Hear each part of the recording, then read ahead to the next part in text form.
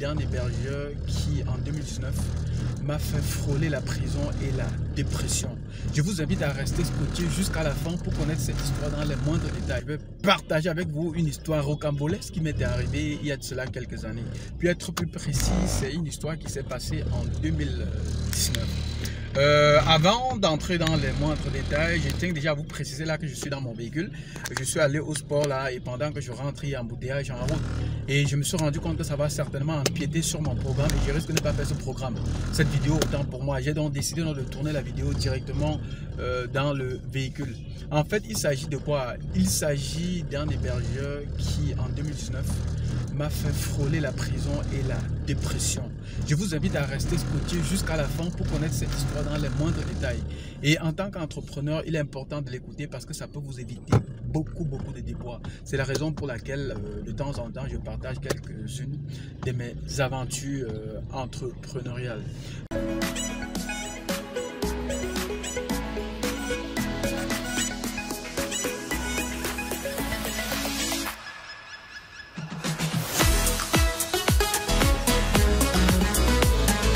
Comme je disais, je faisais des hébergements et puis je suis tombé sur cet hébergeur camerounais qui avait des bureaux du côté d'Acacia et qui proposait des hébergements défiant toute concurrence en fait. Et quand j'ai vu ça, je suis allé sur le terrain pour éviter l'arnaque parce qu'à l'époque, même comme aujourd'hui, l'arnaque flambait toujours. Je suis allé visiter leur bureau, c'était plutôt vrai, il y avait le personnel et j'ai acheté un domaine, c'était réel. Et ce qui fait que par la suite, comme j'étais sollicité pour réaliser les sites internet, je commençais déjà à prendre tous mes hébergements là-bas, je ne me prenais plus en ligne, j'avais complètement oublié, j'étais coaché par le moins cher et surtout du fait qu'ils étaient là, ils avaient l'air crédibles que je n'ai pu penser à diversifier les hébergements de mes clients.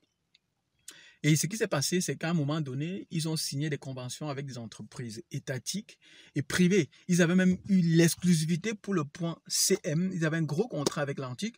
Et tout ce qui reflétait, c'était une entreprise crédible qui doit mettre long, une entreprise auprès de qui il faut travailler. Et après, ils ont déménagé où c'était à Acacia. Ils sont allés prendre un bureau plus grand du côté de l'immeuble allé qui est au niveau de l'hippodrome. Donc, si vous faisiez dans les hébergements ou bien dans l'informatique, vous devez certainement savoir de qui je parle ici, mais je ne veux pas décliner l'identité. L'objectif de cette vidéo n'est pas d'exposer qui que ce soit, mais de raconter l'histoire pour que vous, en tant qu'entrepreneur, vous qui vous lancez sur Internet aujourd'hui, que vous évitez des choses et que vous ne tombez pas dans les mêmes pièges que moi, par exemple, je suis tombé. Donc, comme je vous disais, je vous invite à rester scotché pour connaître exactement ce qui s'est passé. Comment est-ce que j'ai frôlé la prison? Pourquoi est-ce que j'ai frôlé la prison et la dépression? Et comment est-ce que la suite s'est passée? Comment j'ai fait pour m'en sortir? C'était très difficile et deux situations s'étaient posées et j'ai dû résoudre ces deux situations de manière différente. Donc, restez scotché pour ne rien rater. Je prends la peine de me présenter pour ceux qui ne me connaissent pas. Mon nom est Yannick Dioko, je suis le dompteur du digital. Bon, voilà, donc j'ai pris donc plusieurs hébergements chez cet hébergeur. Et ce que vous devez savoir, c'est que après ma licence que j'ai fait à ISTAC, bien sûr, en informatique des gens, après mon baccalauréat, autant pour moi, ma famille voulait que j'aille faire des concours et tout, j'en avais rien assuré.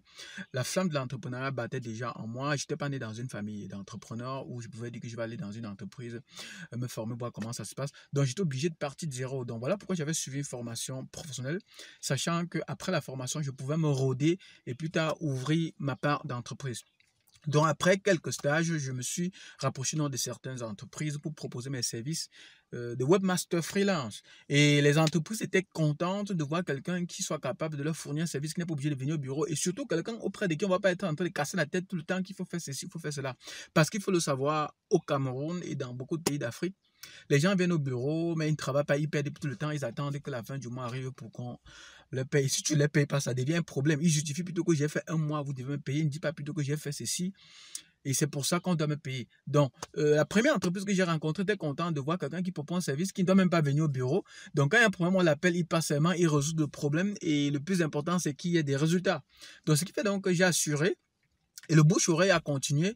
Je suis quitté d'un clients, à 2, à 3, à 4. À un moment donné, j'avais plusieurs clients. Ce qui faisait donc qu'étant à la maison, je ne pouvais rien envier à quelqu'un qui sortait, par exemple, qui partait travailler pour qu'on lui paye, par exemple, 100 000, 150 000, 200 000 par mois, parce qu'avoir 5 clients, ça pouvait très bien gérer cela. Et en plus, je travaillais depuis l'endroit que je voulais, donc je pouvais voyager et continuer à travailler. Le plus le plus important était que je respecte le contrat, que je donne les résultats de ce que j'ai promis. Donc, et ce qui était intéressant, c'est que quand je me rapprochais des clients, je négociais la conception du site Internet, l'hébergement, également l'administration du site, c'est-à-dire qu'après avoir conçu et hébergé, c'est moi qui assurais la maintenance du site. S'il y a une difficulté, un problème, un hacking, c'est moi qui gère des produits à mettre en ligne, c'est moi qui mettais tout en ligne. Donc, j'étais plutôt bien parti et je me retrouvais, j'avais déjà plus d'une dizaine de clients. Et comme j'expliquais, j'ai découvert dans cet hébergeur où je suis allé mettre mes sites et comme ces prix étaient vraiment, vraiment moins cher et en plus, dans la même ville, j'étais content. Je prenais mes nouveaux sites que là-bas. Et après, je tiens à préciser qu'avant que cet hébergeur n'arrive, je prenais la plupart de mes hébergements qu'à l'international. Donc, dès qu'ils sont arrivés ici, tous mes hébergements que j'ai eu par la suite, c'est chez eux que je prenais. Ce qui s'est passé, c'est que pendant 3 ans, 4 ans, ils avaient plutôt les crédits et ils ont signé de nombreuses conventions, comme je vous expliquais là, avec de nombreuses entreprises étatiques et privées. Donc, cette entreprise avait tout pour être crédible, elle avait tout pour évoluer. Mais ce qui s'est passé, c'est que il y a quelques de mes clients qui commençaient à me dire qu'est-ce qui se passe, mon site n'est pas en ligne. Et quand je partais vérifier, je me rendais compte que le site n'était pas en ligne. Et quand je contactais l'hébergeur, il me disait qu'ils sont en train de travailler pour innover au niveau de leur pack d'hébergement. Et bon, moi, ça, je ne me paniquais pas parce que quand j'écrivais, il répondait. Et j'étais rassuré, surtout qu'une entreprise qui a signé autant de conventions est normale. À l'heure d'aujourd'hui, à l'aide de l'information, une entreprise qui n'ouvre pas, une entreprise qui doit mourir. Donc, j'étais content de dire, OK, j'attends pour voir la nouveauté que vous allez faire. 2 semaines plus tard, certains clients m'appellent pour me dire, mais notre site n'est pas en ligne. Je contacte le support me demande de ne pas paniquer, que c'est normal qu'il y ait ces perturbations qui sont en train de travailler pour proposer les nouveaux packs. Ok, une fois de plus, je suis tranquille. Et puis, c'est quand 2019 sonne que plusieurs de mes clients m'appellent pour me dire, qu'est-ce qui se passe finalement avec notre site? Comment notre site est suspendu? Et c'est là que je commence à comprendre que quelque chose cloche, qu'il fallait essayer un peu de regarder ça de près. Et j'ai essayé de relancer. À partir de ce moment, le support fatigué, le support ne me répondait plus du tout. Et j'ai essayé de me déplacer pour aller dans leur bureau qui se trouve au niveau de l'immeuble Allée qui est au niveau de l'hippodrome. Quand j'arrive en janvier 2019, le bureau est désert, c'est-à-dire que l'entreprise avait complètement fermé et parti. Je me retrouvais donc face à une grosse difficulté. Comment faire pour me sortir de cette situation? Les clients m'ont fait confiance, c'est moi qui suis allé vers eux, ils m'ont fait confiance, ils m'ont donné de l'argent pour que j'héberge leur site. Et puis du jour au lendemain, l'hébergeur n'est plus là. Qu'est-ce qu'il faut faire? À ma place, qu'est-ce que vous aurez fait? Je me retrouve là buté, je suis complètement dos à terre. Je ne sais pas ce que je peux expliquer au client. Puisque je suis allé voir le client, j'explique au client que je suis l'expert, c'est moi qui connais le meilleur hébergeur, c'est moi qui va concevoir ceci et cela. Et puis du jour au lendemain, il n'y a plus rien. Je ne peux plus rien lui dire sur son site qui n'est plus disponible. Moi-même, je n'ai plus accès à mes sites. J'essaie de relancer le support pour leur dire vraiment, je ne sais pas ce qui se passe à votre niveau. S'il vous plaît, permettez-moi de transférer mes sites chez un autre hébergeur. Et en ce moment-là, vous pouvez imaginer à quel point c'est difficile d'avoir les clients dans notre pays. Et surtout à cette époque-là, imaginez 2010, 2011, 2012, 2013, 2014. C'était très dur. C'était pas comme aujourd'hui que Internet a explosé, que tout le monde est sur le net avec les réseaux sociaux et tout. À l'époque, c'était encore tabou. Donc, très peu étaient ceux qui comprenaient même de quoi il s'agissait. Donc, du coup, j'essaie de relancer. Donc, pour sauver et maintenir ma clientèle, j'essaie d'écrire au support pour dire, s'il vous plaît, permettez-moi, donnez-moi la clé pour que je puisse transférer mes sites en ligne. Et en ce moment-là, j'étais prêt à perdre de l'argent, c'est-à-dire prendre mon argent, payer de nouveaux hébergements de ma poche et remettre des sites, et si possible, même reconcevoir des sites de zéro parce que je n'étais pas sûr qu'ils devaient me donner la base de données. Ce que je voulais surtout, ce qui m'aide à transférer le nom de domaine qui était le plus important. L'hébergeur ne m'a jamais répondu. Je me retrouve en février, il y a une partie des clients qui me traquent, qui me menacent, qui me portent plainte, je ne sais plus quoi faire. Et les clients, ils avaient raison. Ils avaient raison parce qu'ils m'ont confié leurs travaux. Ils ont voulu avoir ainsi, c'était moi qui étais venu les voir et ils devaient être disponibles sur la toile 24/24 comme j'avais prévu. Mais là, je me retrouve buté et ce qui me fait me buter ne dépend pas de moi. C'est-à-dire, c'est un événement externe qui vient me traiter, bref, c'est quelque chose, un événement externe qui vient me faire passer pour un malhonnête en fait. Parce que parmi les clients, il y en a qui m'ont dit que j'étais malhonnête, que j'ai mangé leur argent, ils m'ont traité de tous les noms d'oiseaux, ils avaient entièrement raison. D'autres qui avaient été un peu plus passants, d'autres qui voulaient m'envoyer carrément en prison à Konengi, et c'était très difficile. Ça a été l'un moment de mon aventure entrepreneuriale les plus difficiles, où je me suis retrouvé impuissant face à la situation. Je ne pouvais rien faire de concret puisque je n'avais pas la main sur l'hébergement. J'ai relancé le client, j'ai appelé fatigué, rien. Bon, maintenant, comme je vous ai dit, je me suis retrouvé face à deux situations. Les clients qui m'ont porté plainte, qui voulaient tout faire pour que je me retrouve en prison. Et bien évidemment, tout le monde ne peut pas vous mettre la pression. Il y a quelques clients, la minorité, il y a 2 clients quand même qui ont essayé de me comprendre, que je suis allé voir, qui ont essayé de me comprendre et qui m'ont laissé sauver la face. C'est-à-dire, ils m'ont laissé le temps d'attendre que leur domaine expire et plutôt d'acheter un autre domaine de ma poche, bien sûr, et de concevoir un nouveau site et de mettre en ligne. Parce que si le domaine expire, ça veut dire qu'il n'y a plus de site carrément. Et ce que vous devez savoir, c'est que quand un domaine expire, pour que vous récupérez le nom de domaine, si vous avez perdu l'ancien, il faut encore attendre, je crois, c'est 2 mois ou 3 mois, le temps que ça se libère, le temps que les camps se rassurent que il n'y a plus quelqu'un qui réclame le nom de domaine. Donc, j'ai 2 clients qui ont été patients, qui ont permis qu'après tout ce temps, que tout ça passe, et que plus tard j'achète un nouveau nom de domaine et que je reconçoive un nouveau site. Mais la grande majorité des clients ont décidé de me mener la vie dure. Je ne veux pas non plus entrer dans les détails ici et je ne les en veux pas non plus. J'étais dans leur droit de me croire ou de ne pas croire. J'ai dû me démerder de différentes manières possibles pour m'en sortir. Dieu merci, pour faire des compromis et tout et tout. J'ai perdu beaucoup de choses, d'argent, des services, des compromis. Et Dieu merci, j'ai finalement réussi. Je ne me suis pas retrouvé du côté de la prison. Et la dépression à l'époque était énorme. La dépression était énorme. Et en conclusion, ce que je veux partager dans cette vidéo, c'est qu'en tant qu'entrepreneur, surtout quand vous faites le business en ligne, il faut être prudent. Il faut être prudent. Première des choses, ne mettez jamais vos œufs dans le même panier. On le dit souvent, on le lit dans les livres, mais parfois quand on se retrouve devant des prix moins chers, on ne pense plus à ça. On est tellement engagé par le profit qu'on ne pense pas à tout. Ne mettez jamais, jamais tous vos œufs dans le même panier, peu importe le prix. Deuxième conseil, le moins cher est toujours cher. Le moins cher à la longue devient toujours très cher. Regardez, j'ai vu un hébergeur moins cher. Avant, je prenais en ligne. Les hébergeurs étaient moyens et un peu plus chers en fonction de l'espace que je voulais et en fonction des caractéristiques que je voulais. Je n'ai pas eu grand problème à ce niveau, mais j'ai pris la majorité de mes sites. J'ai mis un seul hébergeur parce que je disais que c'était moins cher, mais à la fin, j'ai payé cher parce que je me suis retrouvé en train de concevoir encore presque tous ces sites gratuitement, me retrouvant en train de payer des hébergements encore gratuitement de ma poche, alors qu'en temps normal, ce client qui doit acheter, je me suis retrouvé en train de faire d'autres compromis pour éviter la prison. Alors que si j'avais diversifié, ou alors s'il y avait pris un hébergement, bien que rien n'est sûr à 100%, parce qu'il peut aussi arriver qu'un hébergeur, même cher, scam, si vous vous souvenez, GoDaddy, qui est le leader des hébergeurs, a été hacké à une époque. Donc, ce que je veux dire ici, c'est que le moins cher finit toujours par être cher. Donc, il faut être prudent. Quand quelque chose est trop moins cher, les gars, faites gaffe. Faites gaffe. Donc, ne mettez jamais tous vos œufs dans le même panier. C'est ce que j'avais fait. J'avais mis plus de 10 sites dans le même panier. Et quand ça a camé, j'étais dans la merde. Le moins cher devient toujours cher. Donc, essayez souvent de trouver le juste milieu. Et surtout, côté sécurité, là, c'est très, très, très, très important.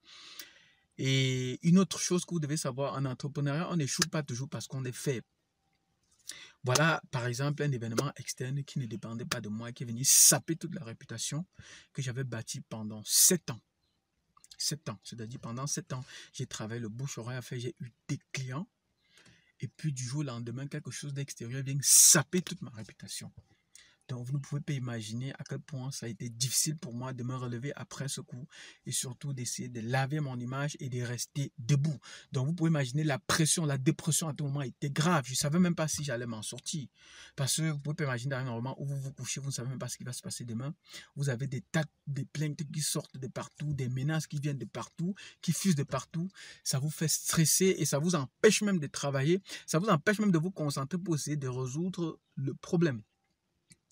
Et ce qu'il faut aussi savoir, c'est qu'à l'époque, j'avais même écrit un article où je voulais exposer le promoteur de cette entreprise. J'ai même encore des images où il faisait ses promotions et tout et tout. Après avoir rédigé l'article, je n'ai jamais publié.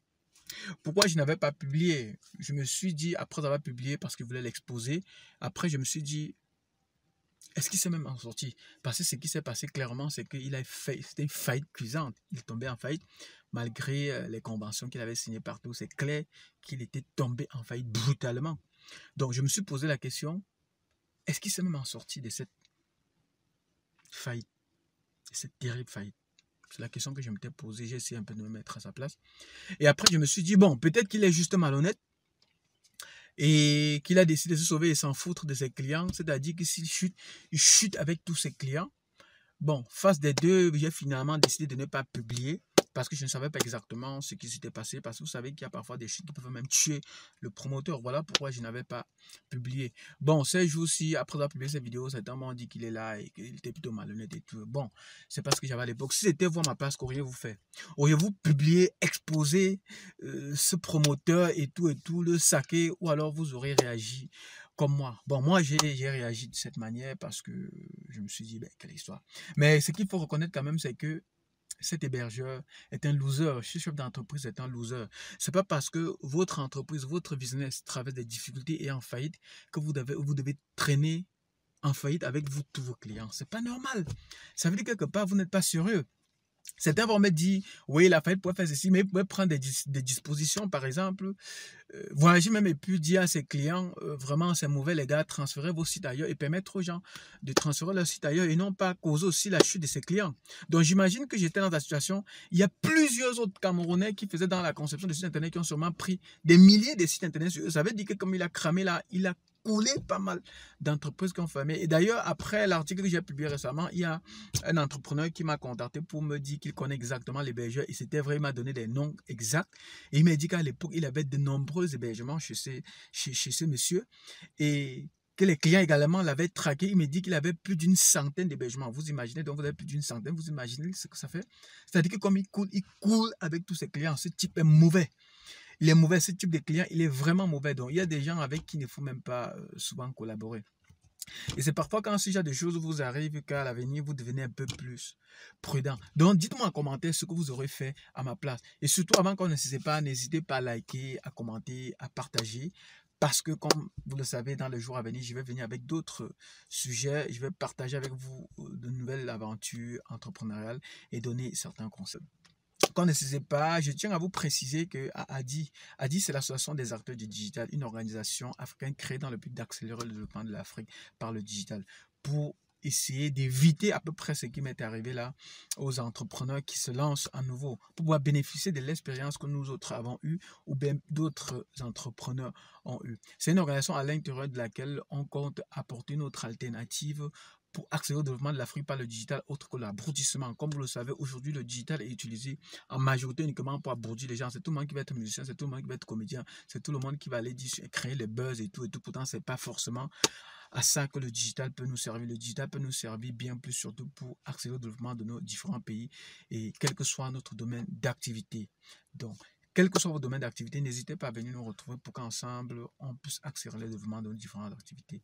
Merci d'avoir suivi cette vidéo. C'était Yannick Djoko, le dompteur, et à très bientôt pour une autre vidéo. Ciao!